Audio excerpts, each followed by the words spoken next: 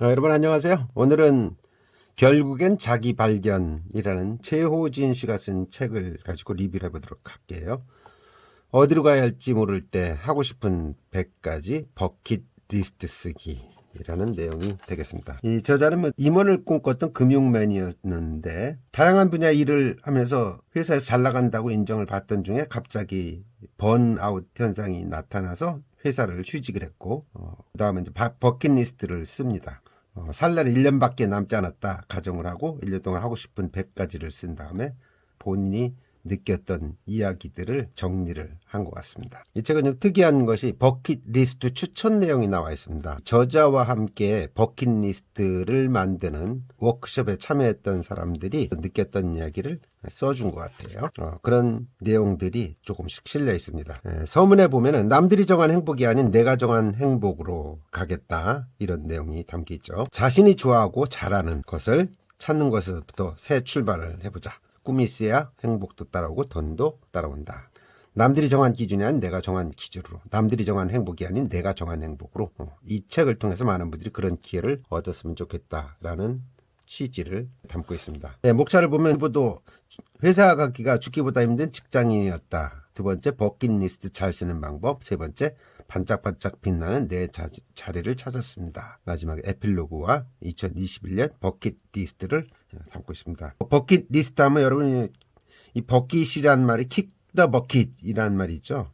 버킷은 원래 양등이죠. 교수형 청할 때 양둥이를 딱 차면 사람이 어떻게 됩니까? 죽죠. 그래서 버킷이라는 것이 결국은 죽음을 뜻하는 거고, 죽기 전에 한 번쯤 해야 할 일들을 적은 리스트, 목록을 이제 버킷 리스트라고 합니다. 2007년도에 버킷 리스트라는 영화가 있었죠.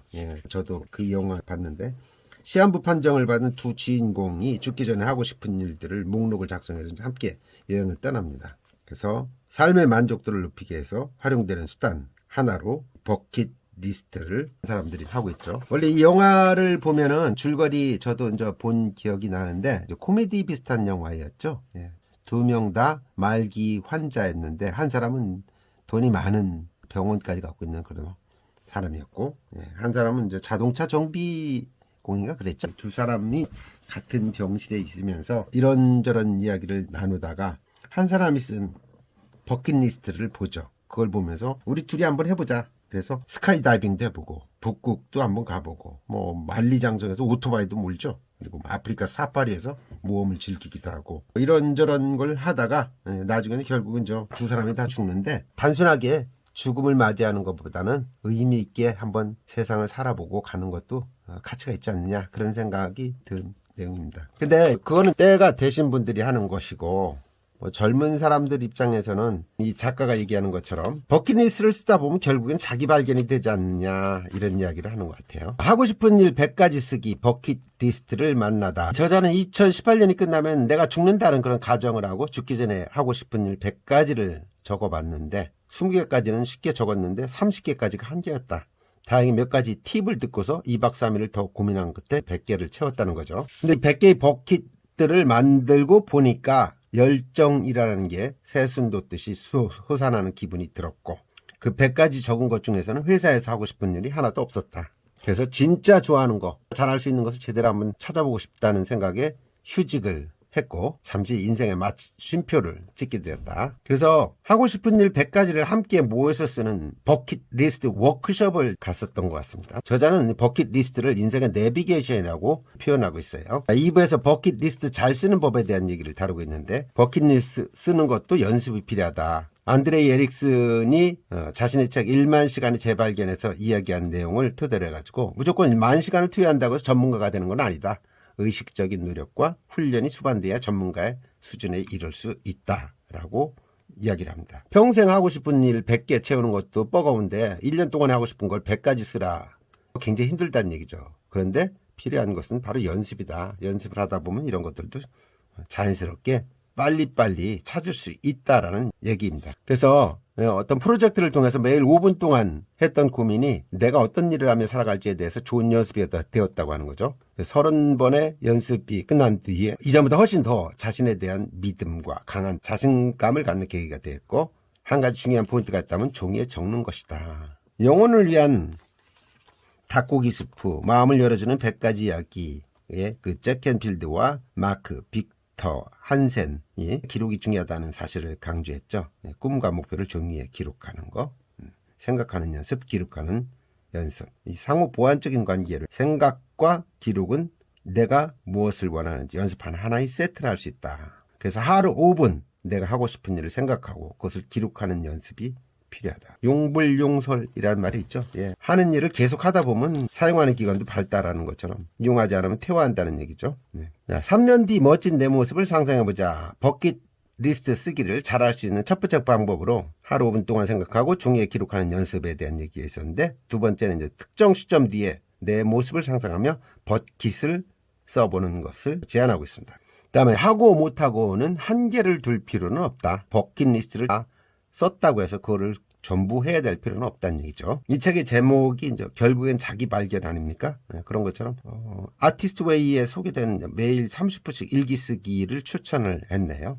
손가락이 움직이는 대로 마음 가는 대로 그냥 써보는 거. 30분 동안 아무 말 대잔치라고 표현했습니다. 붓 가는 대로 쓰다 보면 거기에 내 생각이 담기게 돼 있고 그 중에서 괜찮은 것을 끌어올리는 방법이 유용하다. 만다르트 기법도 소개를 해주고 있네요. 가로세로 3개씩 9개의 정사각형을 만들고 가운데에다가 핵심 목표를 쓴 다음에 주변 목표를 8개 쓰고, 목표를 잘게 나누고 나눈 것들을 다시 기획으로 만들어가는 형태로 내가 원하는 목표를 달성하기 위해서 해야 할 과제들을 구체적으로 정리하는 방법이죠. 한번 활용하는 것도 좋을 것 같습니다. 작고 소소한 것도 괜찮다. 영화 엔딩노트 2011년에 개봉했던 영화죠. 시한부 선고를 받은 60대 남성의 이야기를 담은 다큐멘터리 영화죠. 버킷리스트의 4번째 방법인데, 크고 대단한 것도 좋지만 시작은 작고 소소한 것부터 써보는 것도 괜찮다. 이를테면 혼자서 식당에서 고기 구워 먹기, 헌혈하기, 아내 생일에 미역국 끓이기, 주말마다 부모님께 전화하기, 아이들에게 손편지 쓰기. 버킷리스트라는 말 때문에 꼭 대단한 것을 써야 한다는 생각한다면 그런 압박에서 벗어나는 것도 괜찮다. 소소한 행복을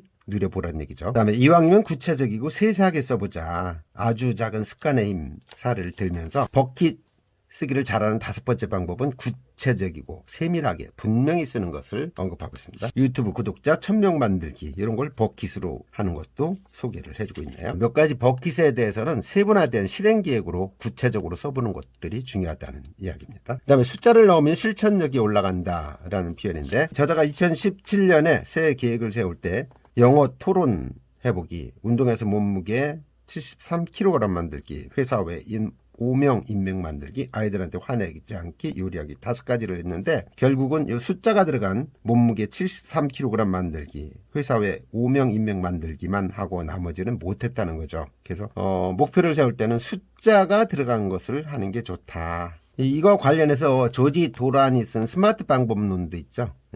1981년도 합리적인 목표 설정을 위한 방법으로 스마트 방법이라는 걸 제시했는데, 스마트라는 건 영어 앞자를 딴 거죠. 스페시픽, 구체적이어야 된다. measurable, 측정 가능하고, attainable, 달성할 수 있는 수준이야 하고, relevant, 꿈이나 비전과 관련이 있어야 되고, time bound, 시간 제한이 있어야 된다. 스마트 방법론이 되겠습니다. 저자는 2022년에 3개의 단어를 특별한 의미로 제시를 했는데, 본인이 뽑았던 키워드로 꾸역꾸역, 으쌰으쌰, 스며들다라는 이야기를 했네요. 재미난 얘기를 했어요. 꾸역꾸역이라는 것은 버티는 시간이 환산되지 않더라도 그 시간은 사라지지 않는다. 계속 해보자는 얘기죠. 으쌰으쌰는 사람들에게 내가 던지고 싶은 말, 격려의 의미 있다, 이렇게 생각하시면 될 것 같으네요.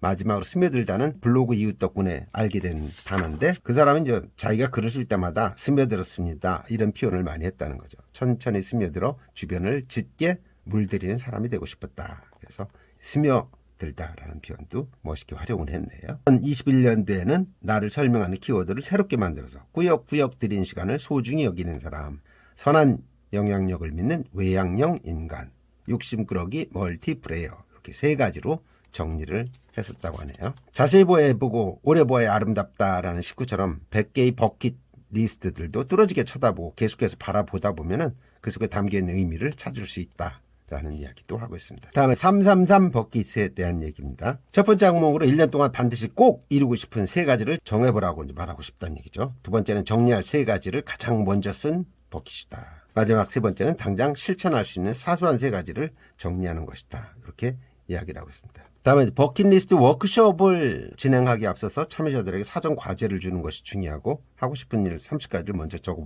보는 것이 사전 과제다. 또 워크숍 자리 배치할 때는 가급적 모르는 사람들이 앉도록 하고 낯선 사람들 사이에서 내가 하고 싶은 것들을 작성해 보는 것이 중요하다. 간단한 아이스 브레이킹 같은 것들로 자기소개를 대체한다. 100만 원이 주어진다면 어떤 일 하고 싶으냐, 선물을 받는다면 누구에게 어떤 것을 받고 싶으냐, 뭐 이런 것들을 참여자에게 질문해 가지고 어색했던 분위기를 풀어가는 과정이죠. 이런 걸 이제 보통 아이스 브레이킹이라고 하죠. 이 저자는 버킷리스트 워크숍을 온라인으로도 할 수 있고 오프라인도 할 수 있다고 그동안에 운영했던 사례들도 소개를 하고 있네요. 자, 그럼 워크숍을 통해서 얻을 수 있는 것들이 무엇이 있을까에 대한 소개도 하고 있습니다. 버킷리스트를 통해서 타인에 대해 알게 된 점에 대해서 서로 설명하는 시간을 갖는데 옆 사람의 리스트를 보고 그가 어떤 고민하고 있는지 어떤 걸 바라는지 추측하고 설명하도록 시키고 가급적인 모르는 사람으로 그 대상을 정하는 게 좋겠다.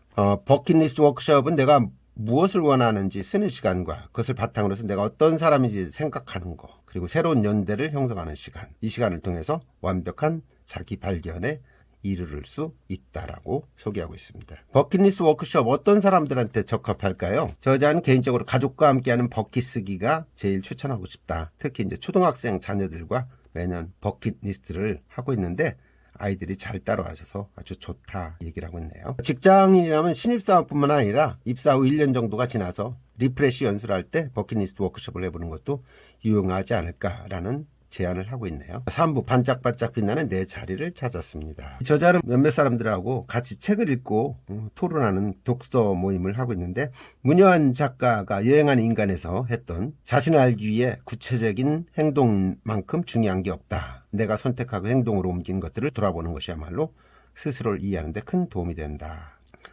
만약 이 책을 읽는 독자 중에서 어떤 것을 행동으로 옮길지 고민이라고 한다면 당장 버킷 쓰기를 한번 해보고 몇 개라도 실천해 본다면 수월하게 하고 싶은 것을 찾을 수 있을 것이다. 취향 정도는 찾을 수 있을 것이다. 내가 무엇을 하고 싶은지 써보고 그것을 해보는 과정에서 뚜렷한 나의 취향과 만날 수 있고 당장 뚜렷한 목표의식까지는 아니더라도 그 정도면 충분하다라는 생각을 하고 있네요. 살아가는 이유, 일하는 이유가 달라졌다. 이분도 MZ세대인 것 같아요. 마지막 순간에 회사에 고마워라고 말할 수 있는 자신을 만드는 것이 가장 중요하다고 생각한다. 회사 안에 소속된 종속적 관계가 아니라 회사와 나는 상호 계약으로 맺어진 독립적 관계임을 인식해야 한다. 일에 대해 집중하기보다는 라이프에 대해서 먼저 신경 쓰는 것. 회사를 우선으로 보지 말고 퇴근 이후 삶에서 먼저 의미를 찾고 그것을 기반으로 일을 대하면 회사나 일에 대한 태도가 함께 달라질 수 있다는 것이 본인의 생각이다. 이제 막 사회생활하는 MZ세대를 생각한다면 충분히 고려될 포인트다. 저자는 블로그를 통해서 글을 쓰기 시작했고 블로그가 시작이었다면 버킷리스트 100개 쓰기가 프로젝트가 저자의 가슴에 불을 질렀던 케이스였고 버킷리스트를 4년째 하면서 삶이 180도 달라지기 시작했다. 그래서 지금은 성장의 기분을 즐기는 중이다. 이야기를 하고 있네요. 보통 워라벨이라는 표현을 하는데 이분은 라워벨이라는 얘기를 하네요. 라이프에서 얻은 기쁨이 워크로 연결되면서 회사에서 내가 알 수 있는 것들을 찾아 즐기게 되고 또 그것이 라이프로 연결되는 방식, 이것을 라워벨이라고 부르고 싶다라고 신조어를 만들었습니다. 나를 지키며 살아가는 방법. 저자는 김호 작가가 쓴 직장인에서 직업인으로 라는 책을 읽었는데 직장인으로 하지 말고 나만의 직업을 찾으라고 말하는 이야기가 무척 와닿았었다. 직장인이 직업인이 되기 위해서는 자기 자신을 돌아보는 게 중요하다라는 이야기를 하고 있습니다. 별도의 수입을 얻는 제2 직업을 뜻한다기보다는 나를 입체적으로 만들고 회사 생활을 훨씬 가볍게 하도록 도와주는 것을 엔잡러라고 한다. 엔잡의 타이틀 중에는 퍼실리테이터가 있죠. 버킷리스트 워크숍을 몇 차례 진행을 했는데 이런 것들이 이제 엔잡 타이틀이라고 볼 수 있겠죠. 또 동기부여가가 되고 싶다. 여러 개 모임을 워크숍 모임을 하면서 동기부여를 하고 또 습관 실천 모임에서 독서 모임을 통해서도 동기부여를 해주고 싶다라는 본인의 바람을 여기 담아놨습니다. 또 평생 좋아하는 일 하면서 적당한 정도의 돈도 벌고 싶다. 그렇게 평생 일하면서 사람들과 부대끼며 좋은 영향력을 주고받고 싶은 게 나의 바람이다. 80 아니 100이 되어서도 현역으로 살고 싶다. 꼭 돈을 많이 벌고 수입이 고정적으로 매월 꽂히는 것만이 경제적 자유는 아니다. 내가 좋아하는 일 하면서 꾸준히 수입을 얻는 것도 경제적 자유다. 라고 희망사항을 적고 있습니다. 마지막 에필로그에서 죽기 전에 후회하지 않으려면 이란 제목으로 생각을 정리했네요. 버킷리스트 워크숍을 하면서 행복에 대해서 참여한 분들한테 물었더니 성취, 효능감, 같이 이런 크게 세 가지 단어로 요약이 됐다는 거죠. 행복은 좋아하는 사람과 함께 자신이 계획한 여러 일들을 하나씩 이루면서 느끼는 효능감이라는 것을 뜻한다. 행복은 강도가 아니라 빈도다라는 말처럼 작은 행복감을 켜이켜이 쌓아가는 것이 중요하다. 저자는 버킷리스트를 쓰기 시작하고부터 행복에 대한 생각이 바뀌었다고 해요. 내가 계획했던 일들을 실천에 옮기는 과정에서 성취감을 느꼈고 잠자던 나의 열정도 깨어났다. 성취 경험은 일상에서 수시로 행복을 느끼게 해주었고 별거 아닌 일에도 감사한 마음을 갖게 해줬다. 행복이란 오로지 일상을 위한, 일상에 의한 일상의 행복이다. 행복에는 사교육도 신비로운 묘약도 없다. 행복은 그저 일상의 삶을 살아가는 것. 최희철 교수의 아주 보통의 행복에 대해서 마주했던 문장을 여기에 적어놨네요. 나는 많은 사람들이 평범한 일상에서 마주하는 작은 행복을 계속해서 발견했으면 좋겠다. 버킷리스트 쓰기가 바로 그 첫 출발점이 될 수 있다. 자신을 돌아보고 그 속에서 하고 싶은 일을 발견하고 발견한 것들을 실천하면서 행복을 느꼈으면 좋겠다. 소소한 일상의 행복을 말이다. 하면서 마무리 글을 적었습니다. 뒷장에는 2021년 버킷리스트를 적었는데 세바시 출연하기, 누군가의 출간 도와주기, 누군가의 인터뷰가 되기, 한 달 이상 술 끊기, 책 100권 읽기 등등 100가지 리스트를 적어놨습니다. 이렇게 해서 결국엔 자기 발견, 최호진 씨가 쓴 책을 리뷰해봤습니다. 내용이 좋았다면 구독, 좋아요, 그리고 많은 댓글 부탁드리겠습니다. 여러분 감사합니다.